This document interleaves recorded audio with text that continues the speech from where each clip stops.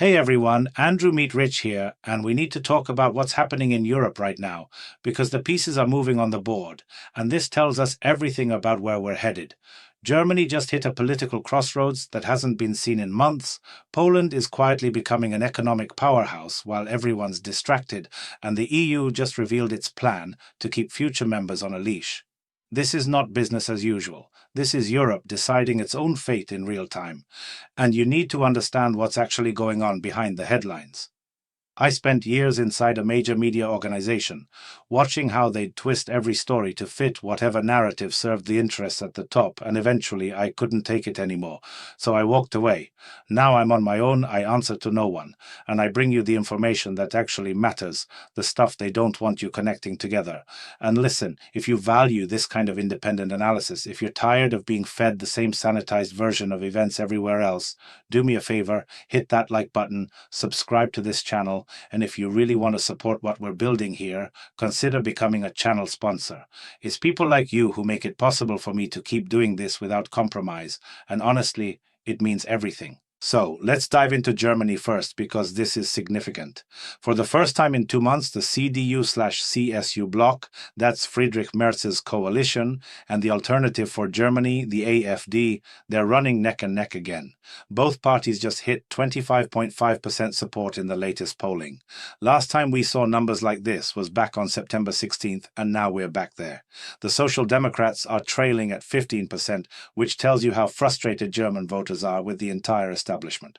But here's what really matters. The head of the INSA Polling Institute pointed out that 58% of voters say the current ruling coalition still isn't meeting their expectations. Think about that.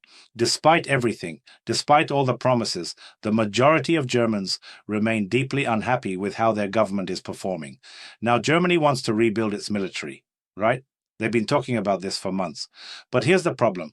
A new survey shows that about 63% of young people are against mandatory conscription. You cannot build an effective military when the majority of your potential recruits fundamentally oppose the entire concept. And get this. It gets worse. There's this lottery model they're considering, where they'd randomly select people to fill manpower shortages, kind of like a draft by chance, and that idea faces even stronger resistance.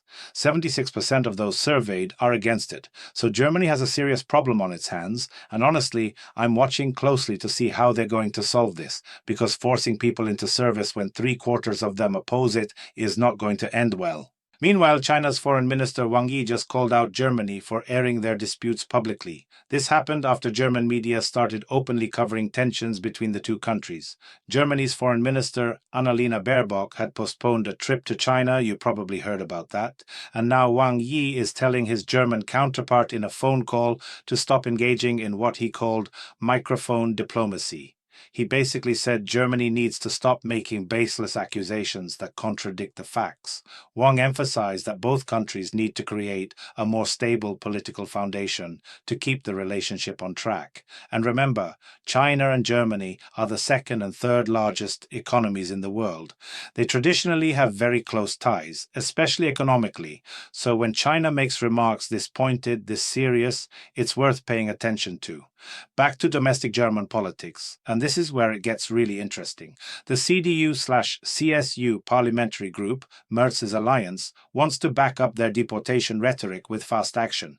Alexander Throm, he's the faction's representative on internal affairs. He's calling for rapid removals to Syria, focusing first on unemployed individuals and convicted offenders. For the Union, deportation to Syria is the top priority. He made that crystal clear. Here's the scale we're talking about. Nearly 950,000 Syrian citizens currently live in Germany, most of them with refugee status. Since Assad's regime was removed, only about 3,000 Syrians have taken advantage of the voluntary return program. And Germany is paying up to 4,000 euros per family as part of that program. Let me repeat that. They're offering 4,000 euros per family, and still only 3,000 people have taken them up on it. Why?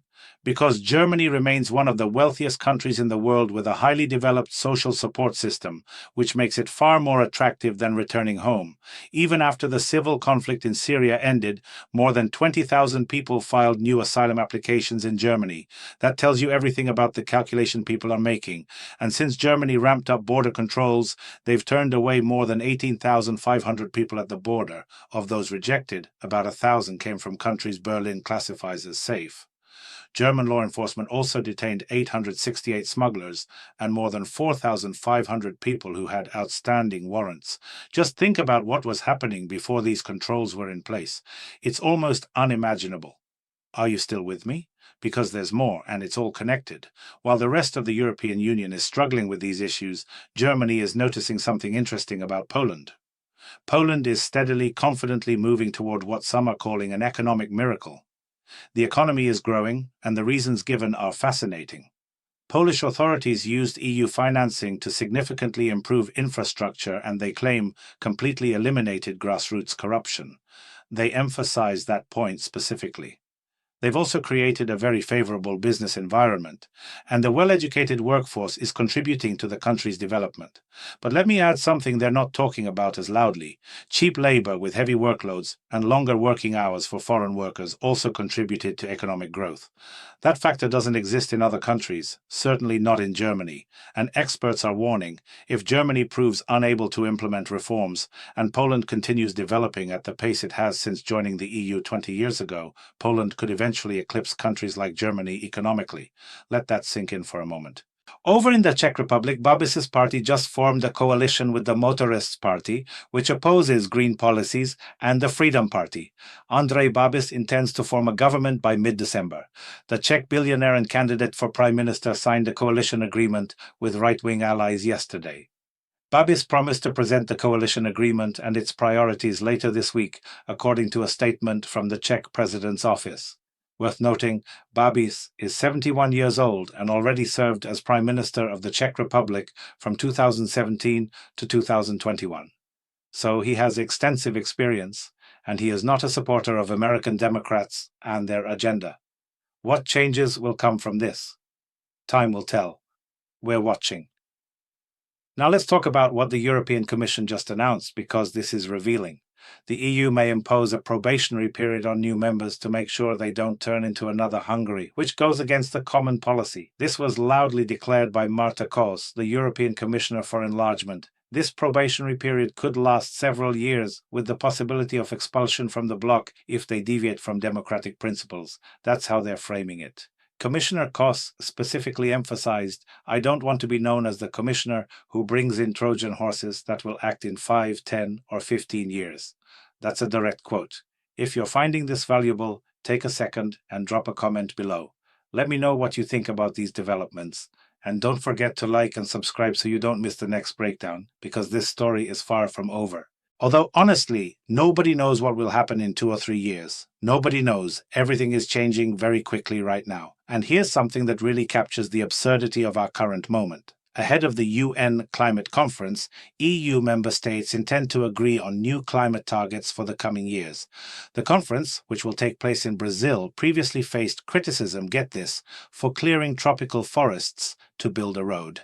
Let me say that again. To bring leaders together to talk about how important it is to save the planet. They cut down a massive amount of forest to build access roads to the meeting venue. You cannot make this up. As part of the event in Brazil, they lit up the Christ the Redeemer statue with bright blue light. And at the ceremony honoring the climate summit, they displayed a photograph of Pope Francis illuminating a giant block of ice. This tells you everything you need to know about the world we're living in, the symbolism, the pageantry, while the actual actions contradict the stated goals. It's theatre. And now Britain has introduced mandatory housing measures for birds across all of England to contain the spread of avian influenza. 3 outbreaks were confirmed yesterday, and as of now, the UK has recorded 23 outbreaks of the condition, 19 of them in England. It's a complicated situation. You can react to this information in different ways, but the reality is there are fewer and fewer birds. That's undeniable. And honestly, it's frightening to imagine if Democrats in the US ever managed to take back control, we'd immediately see a repeat of 2019 and what followed. A repeat of all those unfortunate events, restrictions, censorship, everything. You know exactly what I'm talking about, which is why it's so concerning to even consider. But this is the world we live in among these politicians with these agendas. So let me bring this all together. Germany is politically deadlocked with rising support for alternatives, while trying to overhaul its military against massive public resistance. China is pushing back against German criticism and demanding private diplomacy. Germany is also planning major removals to Syria while attracting new asylum seekers. Poland is rising economically while Germany stalls. The Czech Republic is forming a new coalition skeptical of green policies. The EU wants probationary periods for new members to prevent dissent. And the climate summit in Brazil required forest clearing to happen, which is peak irony. Britain is dealing with widespread avian flu outbreaks. Every single one of these stories connects to a larger pattern of institutions losing credibility, populations losing faith, and systems that no longer function as advertised. This is why I do what I do. These aren't isolated incidents, they're pieces of a bigger picture that traditional media either can't see or won't show you, and I need your help to keep this going. If this analysis resonates with you, if you want more of this kind of connecting the dots, please hit that like button, subscribe if you haven't already, and seriously consider becoming a channel sponsor. Your support is what allows me to stay independent, to keep speaking freely without worrying about corporate interests or political pressure. It's just you, me, and the truth. That's the deal, and that's what makes this possible.